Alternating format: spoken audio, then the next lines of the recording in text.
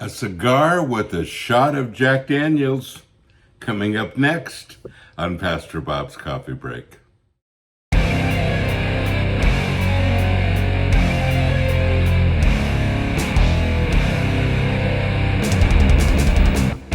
It's very early in the morning, still dark, my time of the day. I enjoy this time and I enjoy spending this time with you. Here's our question for today. Dear Pastor Bob, I'm a pastor as well. I enjoy a cigar and a shot of Jack Daniels about once every 2 or 3 months. In your opinion, should I abstain from ever doing it again, or do you see any harm in it? I never do it out in public. Well, I'd be a hypocrite if I didn't confess. I know. Now, I've never tried Jack Daniels. In fact, I have never even tried beer. I know. I had wine a few times during communion around the world, but that's all. So I have absolutely abstained from alcohol, and not for any huge spiritual reason, although that has been part of it. Probably wouldn't be as big of a part of it today. But I just know that I'm an addictive kind of person, and I never want to get addicted to things like alcohol. Cigars, I've had a few. And I used to smoke a pipe, actually, like this, every once in a while, not often. And, then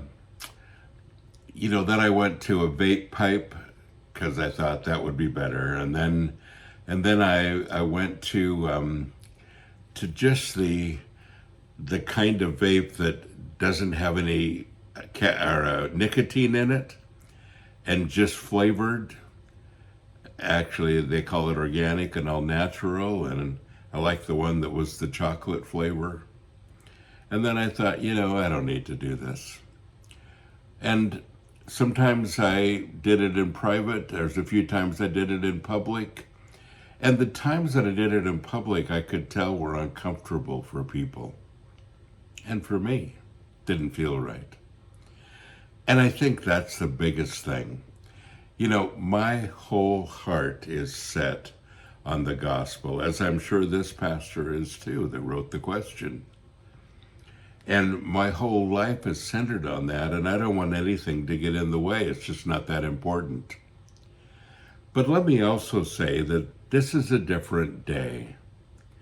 So if you would have asked me this question decades ago, 50 years ago when I was 20 years old instead, I would have said, absolutely, you need to abstain from those things. Why? Because people assumed that Christians didn't do those things. And if you did, you weren't really a Christian. Not just Christians assumed that, but the people around you assumed that too. Now, that's a cultural thing, but it was true in the United States. Now, we have done festivals internationally, and many of you are watching from other countries where I've spent time with you.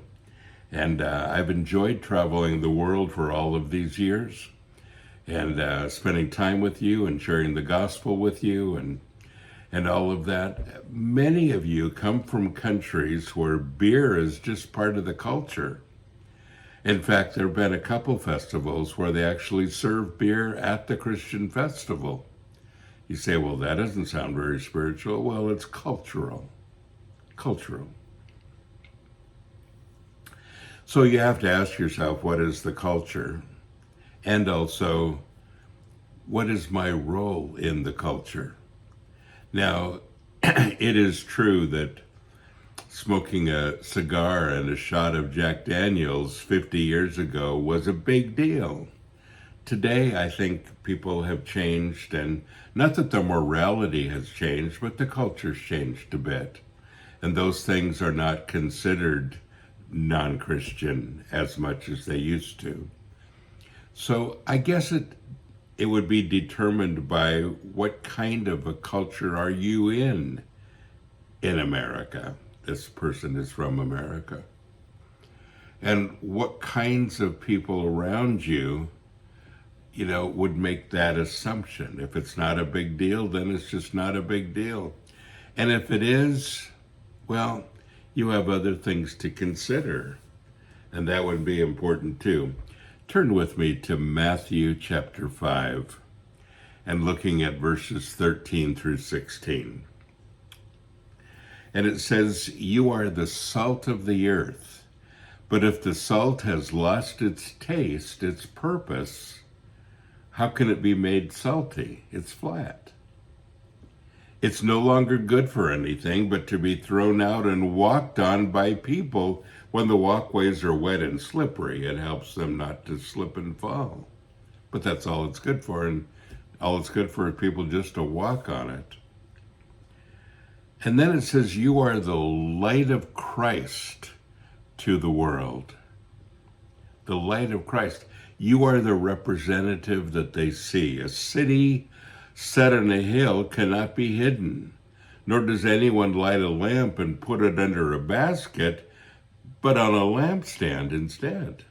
And it gives light to all who are in the house. Let your light shine before men in such a way that they may see your good deeds and moral excellence and recognize and honor and glorify your Father who is in heaven. So yeah, it does matter what people see. And I never want to take up some kind of a habit in private that I wouldn't do in public.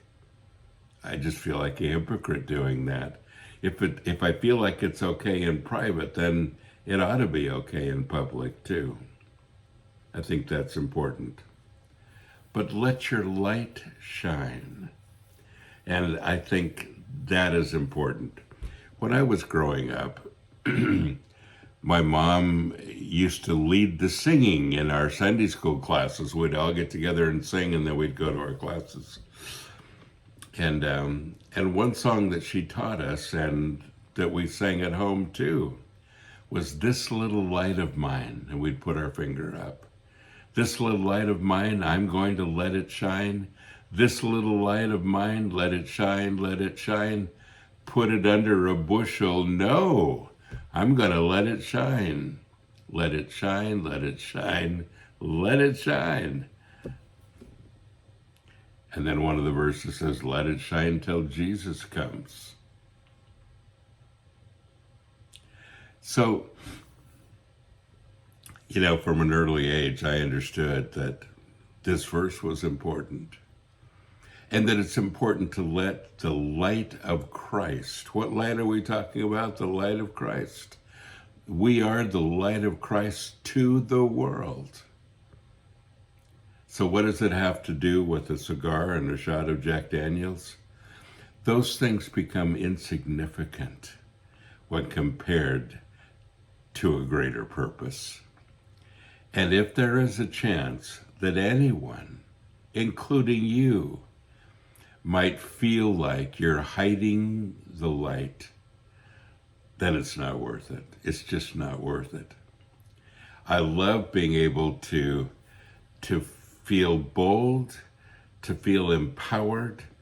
I love that my light shines, and even though I'm a geek half the time, my good deeds and moral excellence, if I have any, the people recognize who I am because they recognize Christ in me. And that is the hope of glory. Well, I hope that helps. I know I didn't really answer the question, but I gave you some things to ponder and some things to think about. And truly, at the end of the day, it's your decision. Folks, don't forget, you are blessed. So go and be a blessing.